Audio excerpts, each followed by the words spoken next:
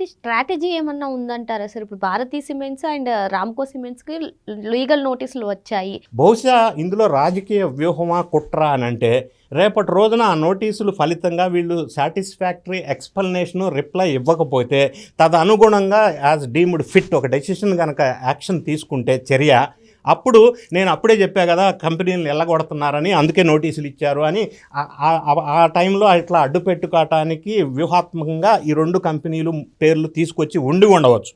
కానీ నేను ప్రధానంగా ఆయనకు ప్రస్తావించిన మిగతా కంపెనీస్ అన్నీ చూసినట్టయితే ఒక లింక్ అయితే కనపడుతుంది. వీటన్నిటికీ ఒక కామన్ లింక్ ఒకటి కనపడుతుంది.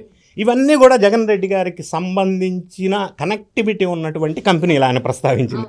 అది ఒక కామన్ పాయింట్ అయితే కనపడతా ఉంది.